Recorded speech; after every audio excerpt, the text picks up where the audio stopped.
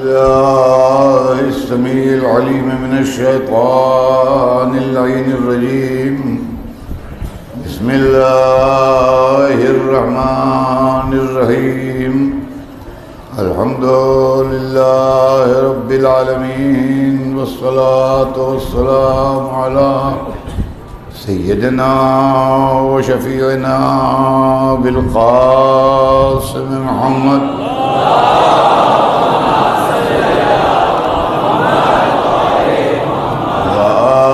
الطيبين الطاهرين المعصومين، ولعنة الله على أعدائهم أجمعين من يومنا هذا إلى يوم الدين. أما بعد، فقد قال الله سبحانه تبارك وتعالى في كتابه المبين وهو أصدق الصادقين. بسم الله الرحمن الرحيم. والعصر إن الإنسان لفي خسر إلا الذين آمنوا وعملوا الصالحات وتواصوا بالحق وتواصوا بالصبر. صلوات بھیجنا ہے.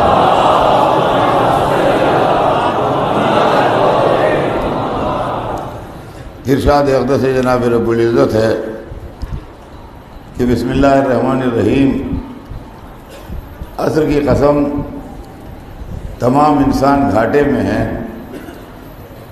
سوائے ان کے جو ایمان لائے اور جنہوں نے نیک عمل کیے، اور وہ لوگ جو ایک دوسرے کو حق کی وصیت کرتے ہیں، اور وہ لوگ جو ایک دوسرے کو صبر کی وصیت کرتے ہیں.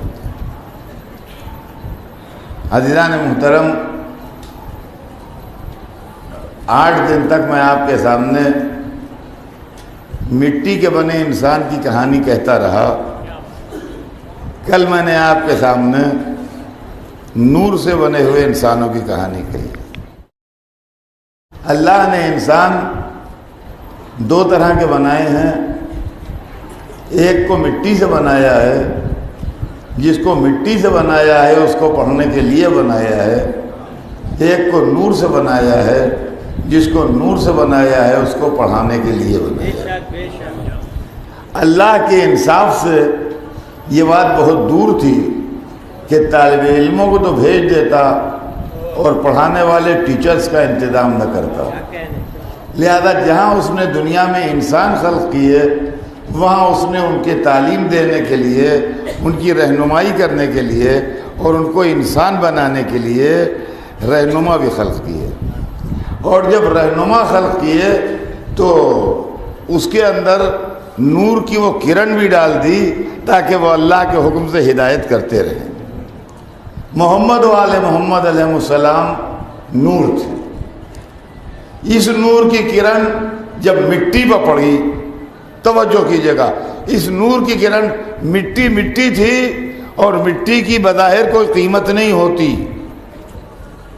لیکن اس نور کی کرن جب مٹی پر پڑی تو مٹی اس قابل ہو گئی کہ فرشتے اسے سجدہ کریں. یہ میں نہیں کہہ رہا ہوں، قرآن کہہ رہا ہے. وَإِذَا نَفَخْتُ فِيهِ مِنْ رُوحِي فَقَعُوا لَهُ سَاجِدِينَ. جب میں اپنی روح پھونک لوں تو تم اس کو سجدہ کرنا. قرآن کہتا ہے جب میں اپنی روح پھونک لوں، اللہ فرما رہا ہے فرشتوں سے، تو تم اس کو سجدہ کرنا. کس کو سجدہ کرنا؟ آدم کو سجدہ کرنا. جب میں اپنی روح پھونک لوں. معصوم سے سوال ہوا کہ اللہ تو خالق روح ہے، یہ اللہ کی روح کیسی؟ کہا تم سمجھے نہیں بات کو، یہ ہمارے انوار تھے جو پیکر آدم میں آئے تھے. تو معلوم ہے اس نور کی کرن جب پڑی مٹی پر تو مٹی اس قابل ہوئی کہ فرشتے اس کو سجدہ کریں. توجہ چاہتا ہوں، مٹی اس قابل ہوئی کہ فرشتے اس کو سجدہ کریں. یہ نور کی کرن پڑتی رہی، عظمت بڑھتی رہی. مٹی پر پڑی، آدم بنے تو آدم صفی اللہ بنے.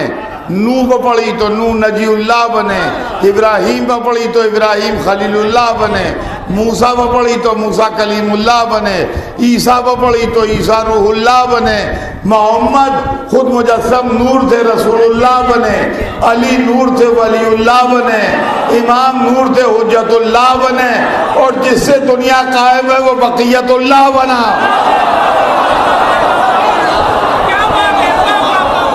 صلوات بر محمد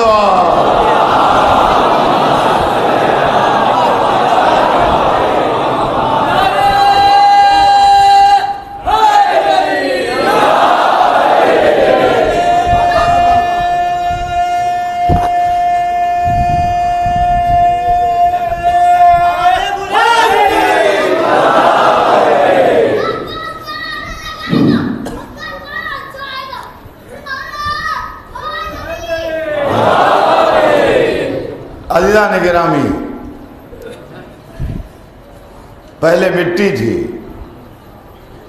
لیکن مٹی کو اللہ نے سجدہ نہیں کروایا۔ نقطے کو سمجھیے، مٹی کو سجدہ نہیں کروایا۔ جب مٹی کو نور سے نسبت ہوئی، جب مٹی کو نور سے نسبت ہوئی، وَإِذَا نَفَخْتُهُ وَإِذَا سَوَّيْتُهُ وَنَفَخْتُ فِيهِ مِنْ رُوحِي، جب میں اس کو ٹھیک کر لوں اور اس میں اپنی روح پھونک لوں۔ ابھی نہیں۔ پہلی بات تو یہ ہے کہ پہلے ہی دن یہ معلوم ہو گیا کہ اللہ کے علاوہ کسی اور کی تعظیم بھی ہو سکتی ہے۔ اللہ کے علاوہ کسی اور کی تعظیم بھی ہو سکتی ہے۔ اب جو لوگ کہتے ہیں تعظیم بس اللہ کے لیے اور کسی کے لیے نہیں، تو ان فرشتوں کو کیا کہیے گا جو آدم کو سجدہ کر رہے تھے؟ کہا وہ تو حکم خدا سے کر رہے تھے، ان کو ہم کیا کہیں؟ تو کیا حکم خدا احترام محمد و آل محمد کے لیے نہیں ہے؟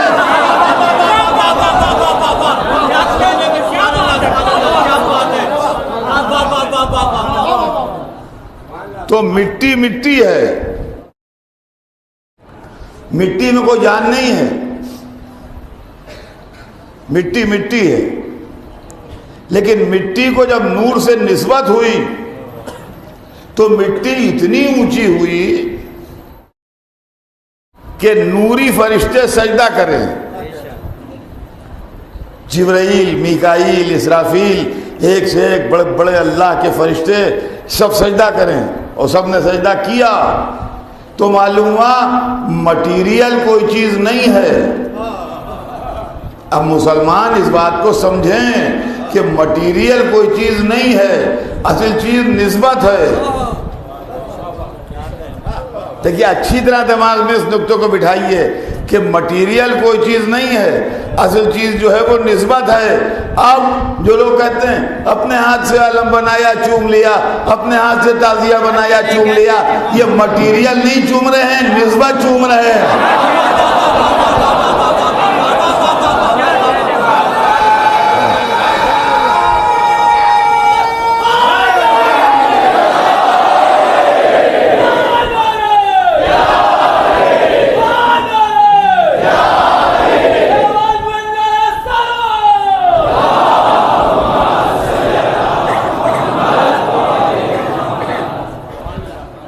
بات کسی طرح سمجھ میں تو آئے، مشکل تو یہ ہے کہ بات سمجھ میں نہیں آ رہی ہے۔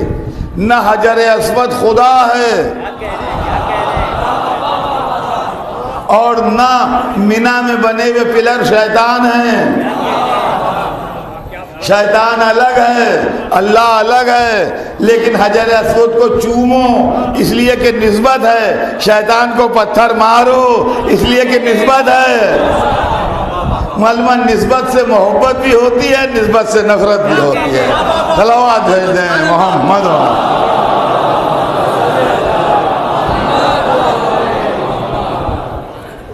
اللہ نے محمد و آل محمد علیہ السلام کو نور سے بنایا، اور یہ نور ہماری دنیا میں 313 برس تک ظاہر رہ کے ضیا پاشی کرتا رہا۔ ذرا سنیے گا جہاں جہاں آواز جا رہی ہے۔ 313 برس تک. یہ 313 کی فگر بھی عجیب ہے. سرور کائنات کے لشکر میں جو پہلی لڑائی جنگ بدر کی آپ نے لڑی ہے 313 سپاہی تھے. آخری امام کا جب ظہور ہوگا تو ان کا پہلا لشکر جو ہوگا اس کے اندر 313 آدمی ہوں گے. یہ 313 کی فگر نہ جانے کیا فگر ہے. جتنے دنوں نور محمد و آل محمد ہماری آنکھوں کے سامنے ظاہر رہا ان برسوں کی تعداد 313 ہے. اب آپ جوڑ لیجئے 250 برس امامت کا زمانہ, 250 ایئرس امامت کا زمانہ, اور 63 ایئرس رسول کا زمانہ. 63 کو پلس کیجئے 250 میں, 63 کو 250 میں پلس کیجئے کتنا نکلتا ہے 313.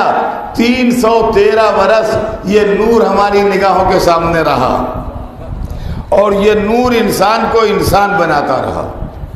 سرور کائنات اپنے کردار سے, اپنی سیرت سے, اپنے عمل سے, اپنے اخلاق سے انسانیت کا سبق پڑھاتے رہے اور ایک اچھے انسان کو کیسا ہونا چاہیے اس کا نمونہ پیش کرتے رہے.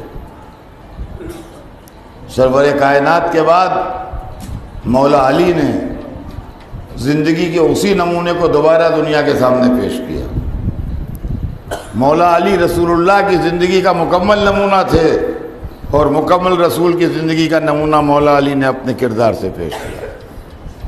اور اس کے بعد کے امام جو گزرتے رہے وہ اپنی زندگی میں اخلاق, کردار, علم, سیرت, انسانیت, شرافت, ان تمام چیزوں کی اور ہیومن اعلیٰ ویلیوز جو ہیں ان کا درس دیتے رہے اور ان کا سبق پڑھاتے رہے. اور یہ سلسلہ 313 سال جاری رہا. لیکن افسوس کی بات یہ ہے کہ کچھ ایسی طاقتیں جو بظاہر اسلامی طاقتیں کہلاتی تھیں لیکن ان کے دل اسلام کی طرف مائل نہ تھے, وہ ان سیرتوں اور کرداروں کو چھپاتے رہے. میری آواز جہاں جہاں جا رہی ہے میں ان سے توجہ چاہوں گا کہ ان 313 برس میں یہ آفتاب چمکتا رہا مگر یہ سیرتیں اور یہ زندگی چونکہ حکومت کی پالیسیوں کے خلاف تھی لہذا حکومت اس پر پردہ ڈالتی رہی. علی کون ہیں لوگوں کو اچھا نہیں لگتا تھا کہ یہ بتایا جائے. حسن و حسین کا رسول سے رشتہ کیا ہے یہ اچھا نہیں لگتا تھا کہ بتایا جائے. دنیا میں جب کسی کی وراثت کا کوئی دعوے دار ہو جاتا ہے تو اس کی اصلی اولاد سے جلنے لگتا ہے. یہی محمد و آل محمد کے ساتھ یہی ہوا کہ لوگ جو اپنے کو نائب محمد کہہ رہے تھے ان کو محمد کی اولاد کیسے پسند آتی.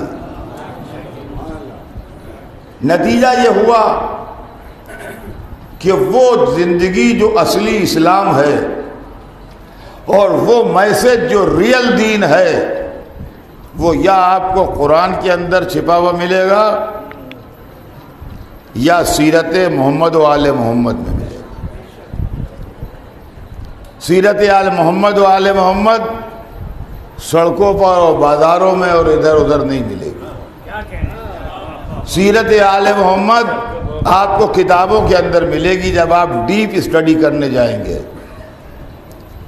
سیرت رسول آپ کو قرآن میں ملے گی جب آپ ڈیپ اسٹڈی کرنے جائیں گے. تو قرآن میں آپ کو اصلی اسلام ملے گا کہ ریئل اسلام کیا ہے. رسول اور ان کی اولاد کے کیریکٹر میں آپ کو اصلی اسلام ملے گا کہ اصلی اسلام کیا ہے. لیکن یہ سیرتیں کتابوں کے اندر محدود ہو گئی اور پبلک کے سامنے کیا آیا؟ پبلک کے سامنے بادشاہوں کا کیریکٹر آیا, پبلک کے سامنے مسلمانوں کا کیریکٹر آیا، پبلک کے سامنے عالیشان محلوں میں رہنے والوں کا کیریکٹر آیا، پبلک کے سامنے قیمتی لباس پہننے والوں کا کیریکٹر آیا، لوگ سمجھنے لگے یہی اسلام ہے، یہی اسلام ہے۔ اور دوسری مصیبت جو آئی وہ یہ آئی کہ یہ تو اسلام کو اپنی مرضی کے سانچے میں ڈھالتے ہی رہے، توجہ کیجیے گا، یہ تو اسلام کو اپنی مرضی کے سانچے میں ڈھالتے ہی رہے، انہوں نے ایسے درباری عالم خرید کے رکھے جو ان کی ہر برائی کی تعویل کر کے اس کو اسلام سے ایڈجسٹ کر دے،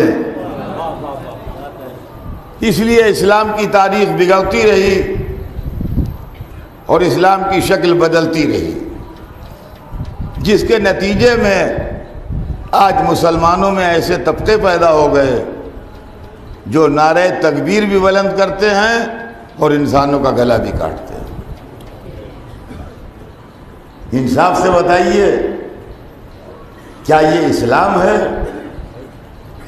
کہ بے گناہوں کو ہاتھ پاؤں باندھ کے ان کے گلے کاٹے جائیں، اور جہاں پر گلے کاٹے جا رہے ہوں وہاں ویڈیو بھی بن رہا ہو اور ایک بینر بھی لگا ہو جس پر کلمہ لکھا ہو لا الہ الا اللہ محمد رسول اللہ، اور گلے کٹ رہے ہوں انسانوں کے، اور گلے کاٹ کاٹ کے لوگ خوش ہو رہے ہوں؟ یہ اسلام کی تصویر آج دنیا میں آئی ہے، یہ اسلام کی تصویر۔ خدا کی قسم میں ایک بار پھر پوری قوت کے ساتھ یہ بات کہوں گا کہ اگر آج عالم اسلام پورا حسین کی حمایت میں اٹھ کھڑا ہو،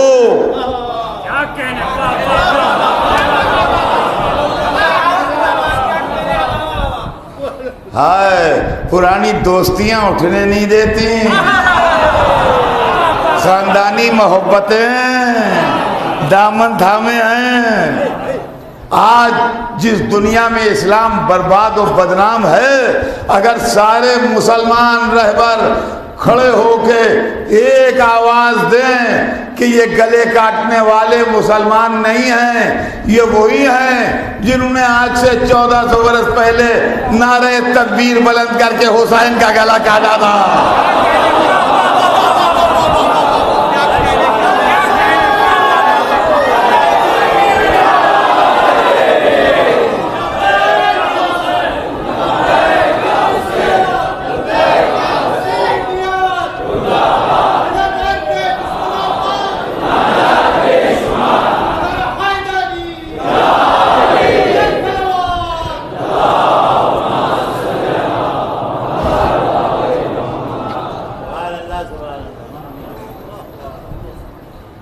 یہ وہی ہیں،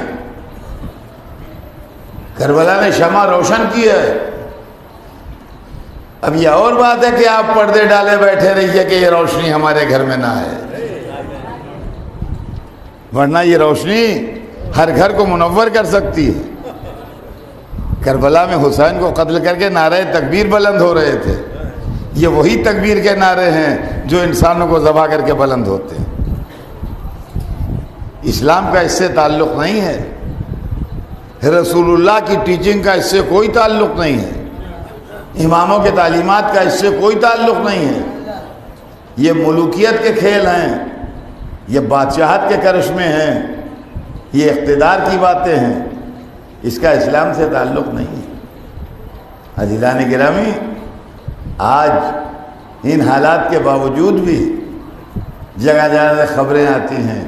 ابھی کل کے اخبار میں نے پڑھا کہ کسی امام بارگاہ میں دھماکہ ہوا اور جلوس میں اور کئی آدمی شہید ہو گئے۔ تو معلوم ہوا کہ یہ لڑائی حکومت کی سیاسی لڑائی نہیں، اس کے اندر دشمنی اہل بیت کار فرما ہے، اہل بیت کی دشمنی کار فرما ہے جو یہاں سے وہاں تک کام کر رہی ہے۔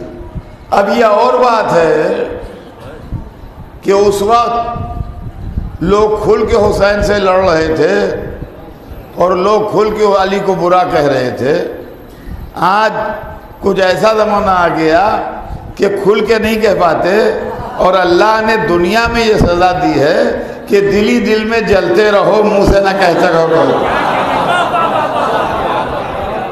تو عزیزان گرامی، یہ اسلام نہیں ہے۔ آج جو کچھ دنیا میں ہو رہا ہے، اور آج جس طریقے سے بہت سے ممالک ظلم کا شکار ہیں، اور بہت سی جگہوں کے اوپر اسلام کے نام پر، اللہ کے نام پر، توحید کے نام پر، نبوت کے نام پر، جہاد کے نام پر ظلم و ستم کی کا بازار گرم ہے۔ پہلی بات تو یہ کہ ہر مسلمان کا فرض ہے کہ وہ ایسے موقع پر ایسے لوگوں سے اپنی بیزاری کا اظہار کرے اور کہے کہ ہمارا ان سے کوئی تعلق نہیں ہے۔ اور دوسری بات میں آپ سے عرض کروں گا، اور وہ بڑے تجربے کی بات ہے، کہ اس انٹرنیٹ کے زمانے میں، اس فیس بک کے زمانے میں، اس سوشل میڈیا کے اتنے کلائمیکس پر پہنچ جانے کے زمانے میں آپ اپنے بچوں کی سخت نگرانی کیجیے۔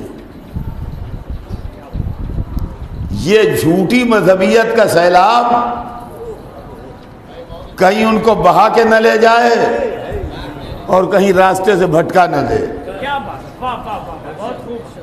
یہ کہ بچے جو کرتے ہیں کرنے دیجئے، ہم سے مطلب کیا، اتنے لبرل نہ ہو جائیے، ورنہ بہت زیادہ جو لوگ لبرل ہو جاتے ہیں بعد میں سر پہ ہاتھ رکھ کے روتے ہیں۔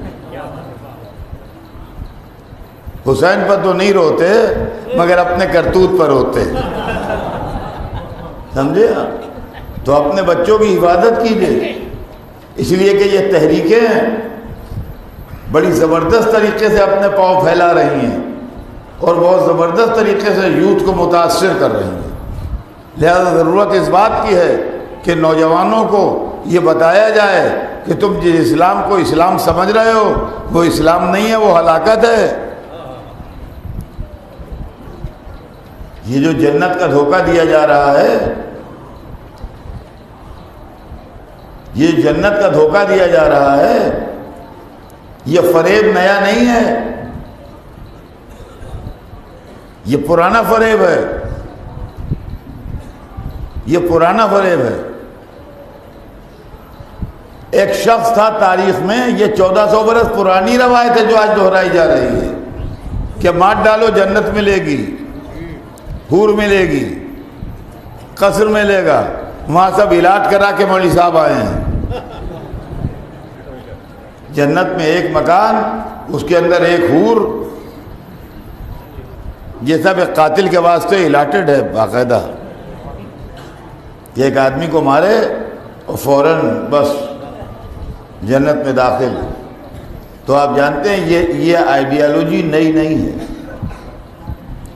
یہ آئیڈیالوجی بہت پرانی ہے۔ ایک لعین تھا جس کا نام تھا مسلم ابن عقبہ،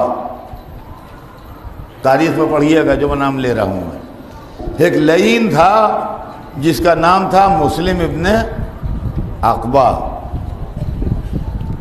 یہ یزید کی اس فوج کا سردار تھا جس نے مدینے کو تاراج کیا ہے، مسجد النبی میں گھوڑے بندھوائے ہیں، کعبے پر آگ برسوائی ہے اور کعبے کو جلایا ہے۔ کعبے کو جلا کے اور مدینے کو برباد کر کے اور کعبے میں مسجد الحرام میں انسانی لاشیں بچھا کے یہ بیمار پڑ گیا، اور جب بیمار پڑ گیا تو اتنا بیمار ہوا کہ اس کی موت کا وقت آ گیا۔ خدا کی قسم تاریخ میں پڑھ کے میرے رونگٹے کھڑے ہو گئے، اس کی موت کا وقت آ گیا۔ اور جب اس کی موت کا وقت آیا تو اس نے مرتے دم یہ کہا کہ اب تو میں دنیا سے جا رہا ہوں، لیکن جب اللہ مجھ سے پوچھے گا کہ کون سا عمل خیر لائے ہو تو میں یہی پیش کروں گا کہ میں نے تیرے امیر کے حکم پر کعبہ جلایا ہے، کعبہ جلایا ہے۔ یہ عمل خیر لے کے اللہ کے پاس جائیں گے، اللہ سے کہیں گے کہ ہم نے کعبہ جلایا ہے تیرا، اس لیے۔ تو عزیزان گرامی، قتل کر کے ظلم کر کے جنت کی امید رکھنا یہ یزیدی دور سے چلا آ رہا ہے، آج کا نہیں ہے۔ لہذا ہم کہتے ہیں کہ ہر مسلمان کا فرض ہے، ہر انسان کا فرض ہے کہ وہ کربلا کی حفاظت کرے۔ دیکھیے یہ خزانہ جو آپ کے پاس ہے سب لٹ جائے مگر یہ لٹنے نہ دیجیے، اور ان تحریروں سے، ان تقریروں سے، ان ہتھ کنڈوں سے ہوشیار رہیے جو فضائل اہل بیت کو دبانے کے لیے استعمال کیے جاتے ہیں۔ ارے صاحب کب تک خیبر خندق سنیں گے، کچھ کام کی باتیں پڑھیے۔ ارے اطہر صاحب آگے کیا پڑھ جاتے ہیں 10 دن، ہماری سمجھ میں تو نہیں آتا تھا، آپ کوئی کام کی بات تو پڑھتے نہیں، اب ادھر ادھر کی پڑھ جاتے ہیں۔ ارے صاحب اس سے کیا فائدہ ہوا؟ ہر وقت اپنے فائدے کی سوچنا یہ یہودی فکر ہے، اسلامی فکر نہیں ہے۔ کچھ اللہ کے لیے بھی کیجئے، سب اپنے فائدے کے لیے نہ کیجئے۔ اور سمجھ لیجئے کہ آج جو میں کہہ رہا ہوں پوری ذمہ داری سے کہہ رہا ہوں، اور میں ڈر کے بولنے والا نہیں ہوں، جو جس کا دل چاہے پڑھے، جو کچھ رسول لائے ہیں 23 برس میں سب پڑھیے، اور جو کچھ قرآن میں لکھا ہے سب پڑھیے، اور جو کچھ ارشاد نبوی ہیں سب پڑھیے۔ لیکن ایک بات یاد رکھیے گا، اگر ولایت علی نہ پڑھی تو کچھ نہ پڑھا۔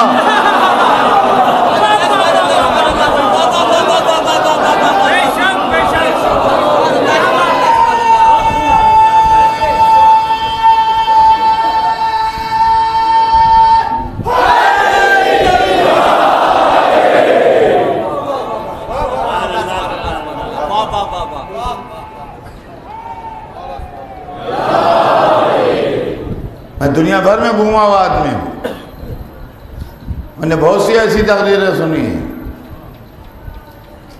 ارے اس سے کیا حاصل ہے، اس سے کیا حاصل ہے، اس سے کیا حاصل ہے، بڑے ناصح مشفق بنے بیٹھے ہیں۔ ہر چیز ضروری ہے، ہم یہ نہیں کہتے کوئی چیز ضروری نہیں ہے۔ آپ کے جسم میں جو کچھ اللہ نے دیا ہے سب ضروری ہے، اور اسلام میں اللہ نے جو کچھ نازل کیا ہے سب ضروری ہے۔ آنکھیں بھی ضروری ہیں ورنہ دیکھیں گے کیا، کان بھی ضروری ہیں ورنہ سنیں گے کیا، زبان بھی ضروری ہے ورنہ بولیں گے کیا، ہاتھ بھی ضروری ہیں ورنہ کام کیسے کریں گے، پاؤں بھی ضروری ہیں ورنہ راستہ کیسے چلیں گے، دل بھی ضروری ہے، پھیپھڑے بھی ضروری ہیں، لنگس ورنہ سانس کیسے لیں گے، دماغ بھی ضروری ہے ورنہ سوچیں گے کیسے۔ یہ ہر چیز ضروری ہے، کوئی چیز ایسی نہیں ہے جو آپ کہیے کہ ٹھیک ہے اس کو لے لیجئے، ہر چیز ضروری ہے، مگر یہ تمام چیزیں فائدہ مند اس وقت تک ہیں جب تک آپ کی روح آپ کے بدن میں ہے، اور ادھر روح نکل گئی، آنکھیں ہیں مگر دیکھتی نہیں، زبان ہے مگر بولتی نہیں، کان ہے مگر سنتے نہیں، ہاتھ ہے مگر حرکت نہیں کرتے، پیر ہے مگر راستہ نہیں چلتے۔ عزیزان گرامی، ولایت علی روح ہے۔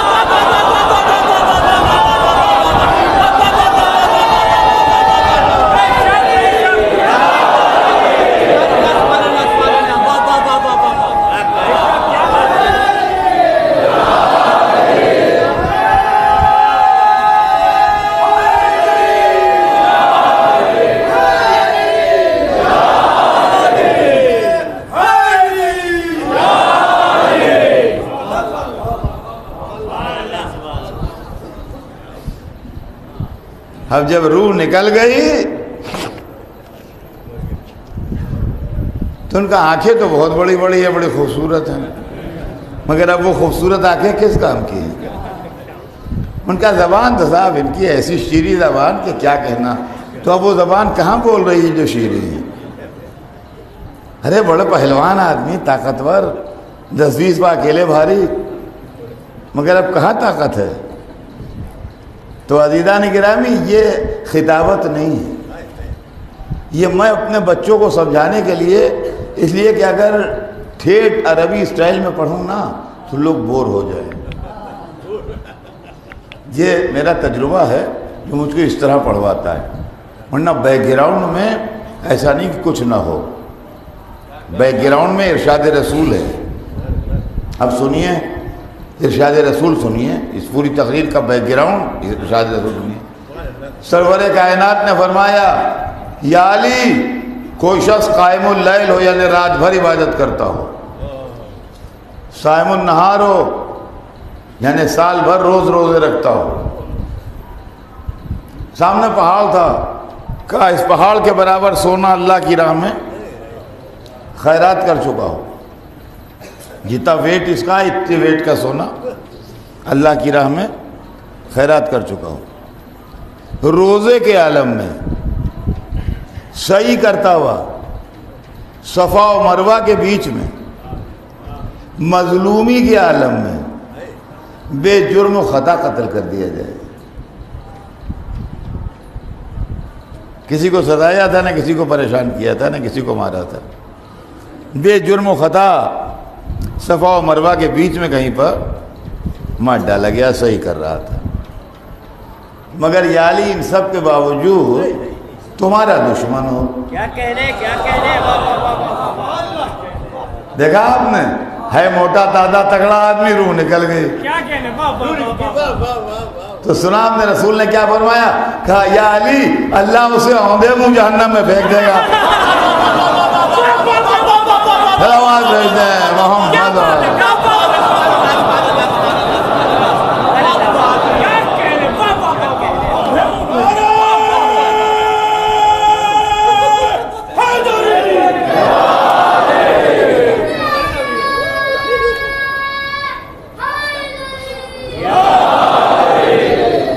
تو جو چاہے پڑھیے، جو چاہے سنیے، اور جو ضروری ہو وہ سب پڑھا جائے، لیکن کبھی ولایت کے معاملے میں کمی نہ کیجیے، ایک پوائنٹ۔ دوسرے یہ کہ جس کا جتنا دل چاہے عزاداری کرے، عزاداری کے اندر کوئی چیز واجب نہیں کی گئی ہے کہ 10 دن محرم میں آپ 2 مجلسیں روز اٹینڈ کیجئے، آپ پر واجب ہے،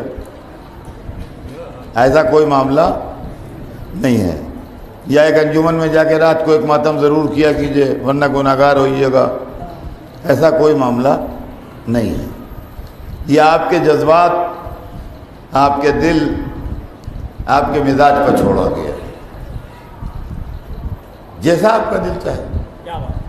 کوئی آدمی دن میں 4 مجلسوں میں جاتا ہے، اس کے حالات ہیں، اس کے بعد وقت ہے وہ جاتا ہے۔ کسی کا بعد وقت نہیں ہے، وہ ایک ہی مجلس میں آتا ہے، تو اس کے اوپر بھی کوئی اعتراض نہیں ہے، بھائی اس کے بعد ٹائم نہیں ہے، وہ ایک ہی مجلس میں آتا ہے۔ لیکن یہ آپ کے اختیار میں ہے کہ جو چاہے کیجئے، لیکن اس کو کسی عمل سے کمپیئر نہ کیجئے۔ دیکھیے مجھے جو کچھ اعتراض ہے وہ کمپیریزن پر ہے،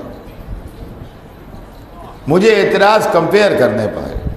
بعض ناسمجھ مقررین جو پوری طرح معاملے کو سمجھے ہوئے نہیں ہیں، یہ مجلسیں کام نہیں آئیں گی، یہ سینہ پیٹنا کام نہیں آئے گا، یہ رونا کام نہیں آئے گا، تو کیا داور محشر بنا کے آپ بٹھائے جائیں گے جو کام نہیں آئے گا؟ کیا آپ فیصلہ کریں گے جو کام نہیں آئے گا؟ کیا آپ کے ذمہ ڈال دیا گیا ہے کہ جو کیا کام آئے گا کیا نہیں کام آئے گا؟ اس لیے کہ دبے پاؤں جو زمانے میں جو موومنٹ چل رہا ہے انسانیت کے خلاف مسلمانوں میں، تکفیری موومنٹ، سمجھیے اس معاملے کو، تکفیری موومنٹ، یعنی جہاں ذرا سا ہم سے ڈفرنس پیدا ہوا کسی سے وہ کافر،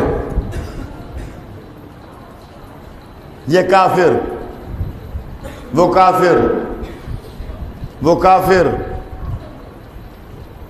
جتنے ہیں وہ کافر، اور کافر کے لیے فیصلہ یہ کہ جہاں ملے مار ڈالو، یہ عجب مصیبت۔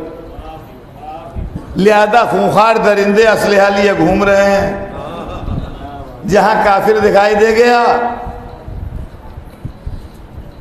فائرنگ۔ تو عزیزان گرامی، یہ بگڑی ہوئی اسلام کی صورت جو ہے، اس کے اندر عزاداری بھی شامل ہے۔ جو ماتم کرے وہ کافر، جو مجلس کرے وہ کافر، جو عزاداری کرے وہ کافر، جو علم اٹھائے وہ کافر۔ اچھا، ہماری سمجھ میں نہیں آتا کہ ان لوگوں کو صرف محرم ہی سے کیوں بیر ہے؟ ارے بھائی، سینکڑوں معاملے مسلمانوں کے ایسے ہیں جس کے اندر مسلم سماج میں اصلاح ضروری ہے۔ لڑکیاں بے قابو ہو رہی ہیں، ان کو کوئی کنٹرول کرنے والا نہیں ہے، کوئی مولوی نہیں بولتا، سب چپ ہے۔ زینت گاہیں کھلی ہیں سڑکوں کے اوپر، بیوٹی پارلر کھلے ہوئے ہیں، کوئی خاموش ہے سب۔ شادی بیاہ اتنا مہنگا ہو گیا ہے کہ غریب کی کمر ٹوٹی جا رہی ہے، کوئی نہیں کہتا اسراف ہو رہا ہے۔ جو 2-3 لاکھ کے حال لیے جاتے ہیں، اس کو مسجدوں میں کیجئے، اس کو اپنے کمیونٹی سینٹر میں کیجئے، پیسہ بچائیے، آپ کی قوم غریب ہے اس کے کام آئے گا۔ محرم آیا، قوم کی غریبی کا رونا شروع ہو گیا۔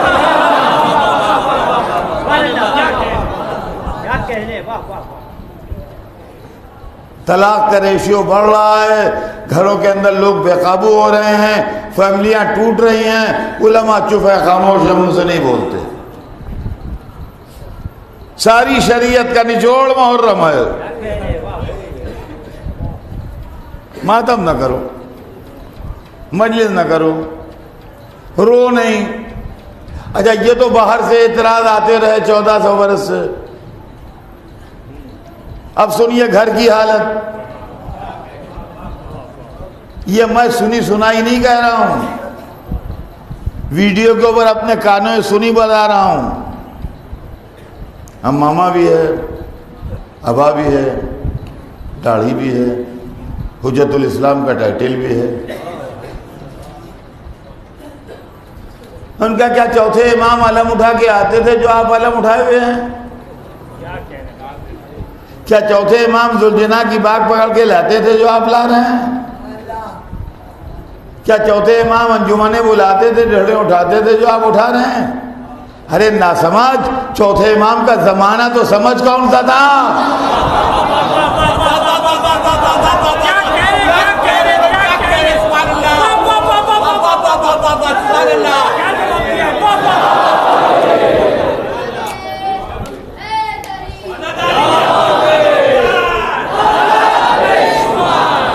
سوال یہ پیدا ہوتا ہے کہ جیسے حالات ہوتے ہیں ویسا آدمی کو ڈھلنا پڑتا ہے۔ بمبئی کے شیعہ ہیں، ٹھیک ہے، بڑے بڑے جلوس اٹھاتے ہیں، علم اٹھاتے ہیں، ماشاءاللہ بڑا شاندار جلوس نکالا آپ نے۔ لکھنؤ کے شیعہ بھی شیعہ ہیں، بہترین جلوس نکالتے ہیں۔ عراق کے شیعہ بھی شیعہ ہیں۔ چلو ٹھیک ہے، ابھی ہمیں اطلاع ملی تھوڑی دیر پہلے کہ اس وقت کربلا میں 70 لاکھ زائر جمع ہیں، 70 لاکھ۔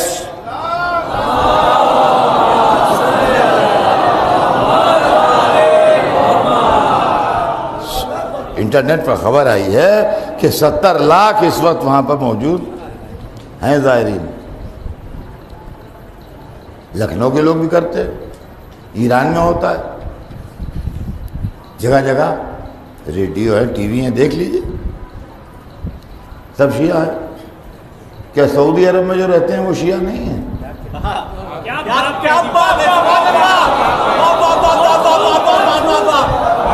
نہ جلوس نکالتے ہیں، نہ ذنا نکالتے ہیں، نہ انجمنیں بلاتے ہیں۔ ان کا آپ دیکھیے تو وہ ملک کیسا ہے۔ ہمیں تو مثال دینے سے پہلے دیکھ لو کہ اماموں نے کس زمانے میں دین کو بچایا ہے۔ سلامات بھیجتے ہیں محمد۔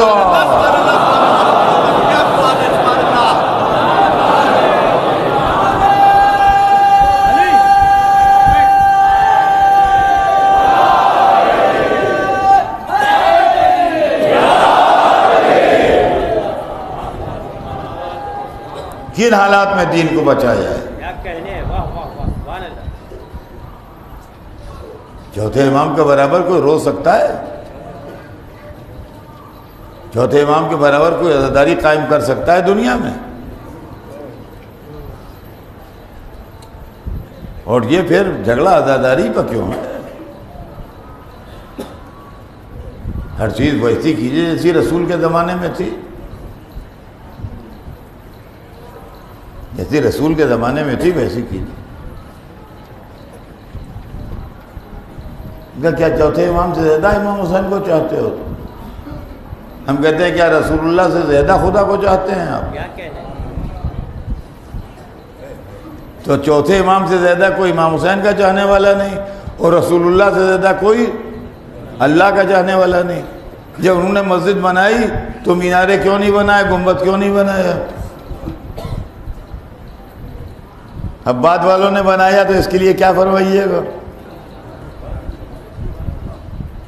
تو خلوص و عقیدت سے بنایا ہے نا. تو کسی عالم نے کبھی اعتراض نہیں کیا. علم اٹھا تو کہا چوتھے امام نے اٹھایا تھا.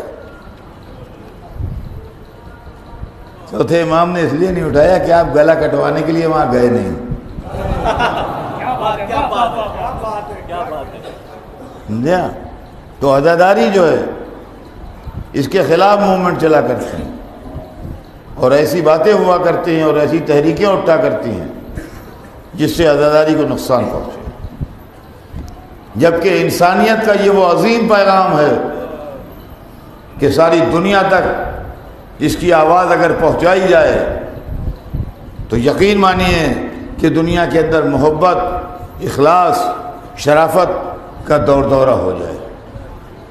اور حسین نے ظلم کے خلاف آواز اٹھا کے، اور ناانصافی کے خلاف آواز اٹھا کے، اور برائی کے خلاف آواز اٹھا کے ایسی شمع روشن کی ہے جس کی روشنی آج تک ہے، جس کی روشنی آج تک ہے، اور یہ روشنی صبح قیامت تک رہے گی. لاکھ دنیا مخالفت کرے اور لاکھ دنیا اس کے خلاف آواز اٹھاتی رہے، لیکن یہ اللہ کا وعدہ ہے، یہ ہمارے آپ کے ذمے نہیں چھوڑا گیا.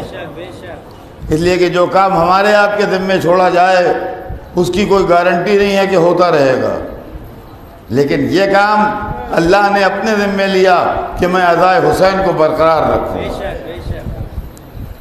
آج ساری دنیا میں حسین حسین ہو رہا ہے. دنیا کے گوشے گوشے میں شہید اعظم کی یاد منائی جا رہی ہے، اور ظلم کے خلاف حق کی سربلندی کا اعلان ہو رہا ہے. ظلم کے خلاف حق کی بلندی کا اعلان ہو رہا ہے، اور کربلا کا اعلان ہو رہا ہے. میرے دوستو، وہ لوگ جو عزاداری کے سلسلے میں اپنے اپنے نظریات پیش کرتے ہیں اور اپنے اپنے خیالات پیش کرتے ہیں، ان کو یہ سوچنا چاہیے کہ کسی کے خلوص کے اوپر آپ شبہ نہیں کر سکتے، کسی کی نیت کے اوپر آپ کو شبہ کرنے کا حق نہیں ہے. خدا جانے کون کس خلوص کے ساتھ اور کس نیت کے ساتھ یہ کام کر رہا ہے. اللہ نے انتظام یہ کیا ہے کہ محرم کو واجب نہیں کیا، پر لوگ یہی کہتے ہیں کہ واجب تھوڑی ہے، بس یہی تو بیوٹی ہے محرم کی کہ واجب نہیں ہے.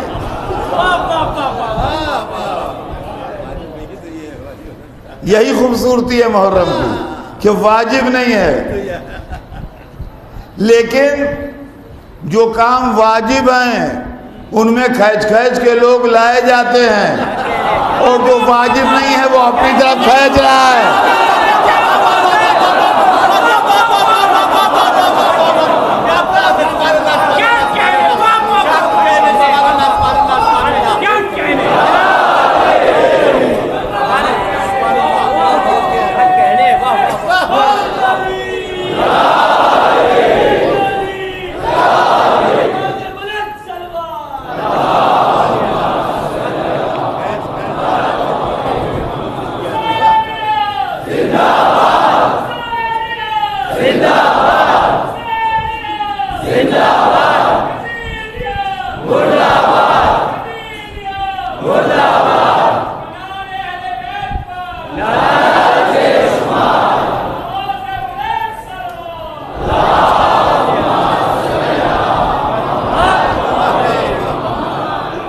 اسلام میں جتنے بڑے بڑے واجب ہیں کیا کہنے، واہ واہ، میں نے آج تک اپنی زندگی میں ان کے خلاف کوئی اسٹیٹمنٹ یا کوئی پمفلٹ نہیں دیکھا.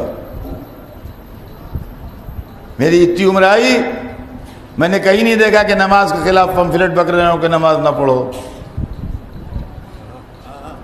بلکہ یہ ہوتا ہے کہ اعلان ہوتا ہے یہاں یہ سہولت ہے، یہاں مسجد بن رہی ہے، یہاں یہ ہو رہا ہے، آپ حضرات کوآپریٹ کیجئے. ادھر مسلمانوں کے پاس نماز پڑھنے کی جگہ نہیں تھی، فلاں آدمی کو اللہ جزائے خیر دے اس نے نماز پڑھنے کے لیے یہاں جگہ کا انتظام کیا.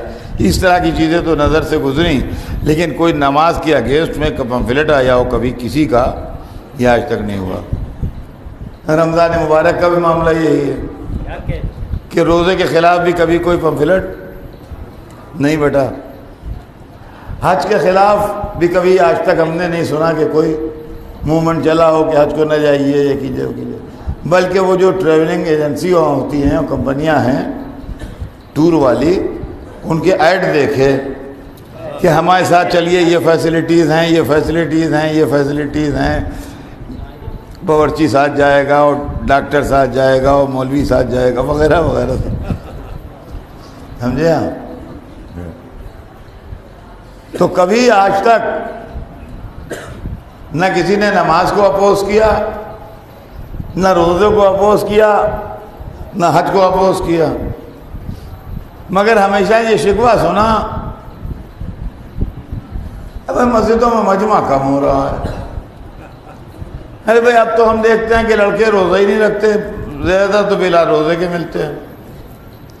ارے صاحب حج کو جاتے ہیں کہ تو کاروبار بنا لیا، وہاں سامان لاتے ہیں. اس طرح کی باتیں تو سننے میں آئیں، مگر یہ سننے میں نہیں آیا کہ مجمع بہت بڑھ گیا ہے. مگر ہر سال محرم میں یہ سننے میں آتا ہے کہ آپ کی مجمع بہت بڑھ گیا، آپ کی مجمع بہت بڑھ گیا. معلوم ہوا کہ یہ واجب تو نہیں ہے، مگر واجب سے کئی ہزار گنا زیادہ رزلٹ دے رہا ہے.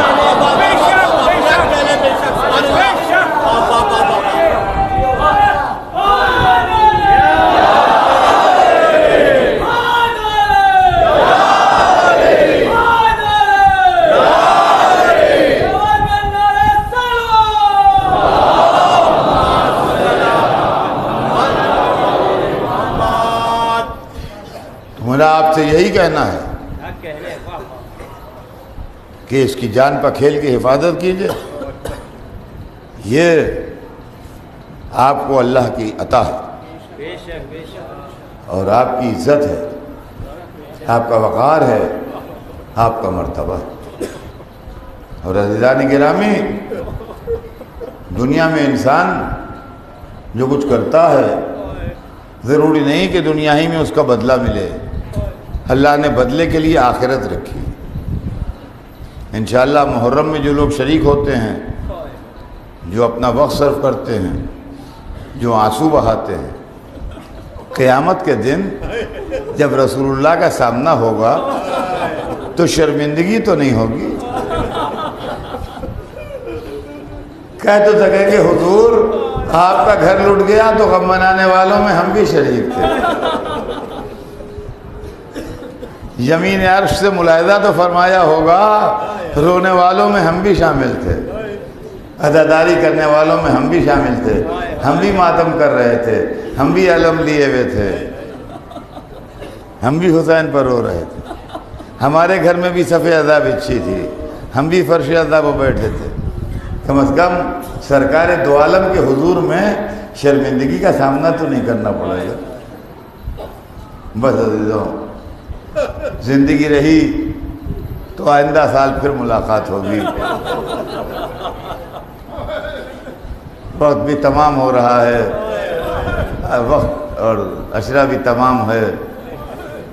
اب آج کی رات مصاحب کیا پڑھوں؟ میں تو سمجھتا ہوں اتنا کہنا کافی ہے کہ آج شب عاشور ہے۔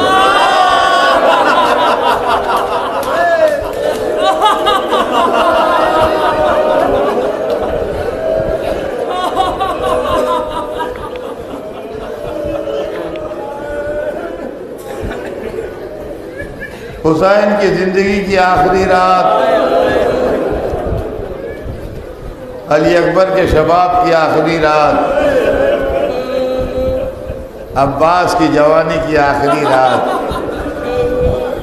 قاسم کی کمسنی کی آخری رات، ننھے علی اصغر کی حیات کی آخری رات، زینب کے سر کی چادر کی آخری رات۔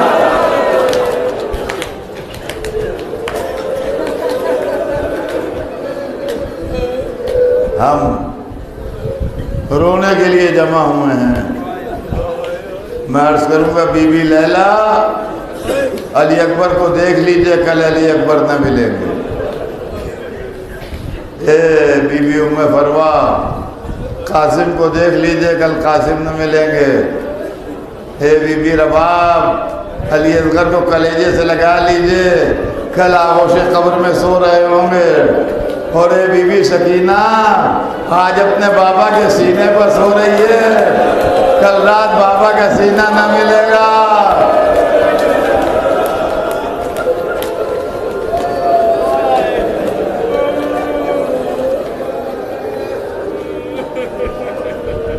رات گزرتی رہی، عبادت خدا ہوتی رہی، حسین کے اصحاب و انصار تلاوت قرآن اور دعاؤں میں مہو رہے، یہاں تک کہ عاشور کا سویرا ہوا، اور عاشور کے سویرے علی اکبر نے اذان دی، حسین کے چھوٹے سے لشکر نے تیمم کر کے نمازیں ادا کیں، اور اس کے بعد لشکر حسینی تیار ہو گیا۔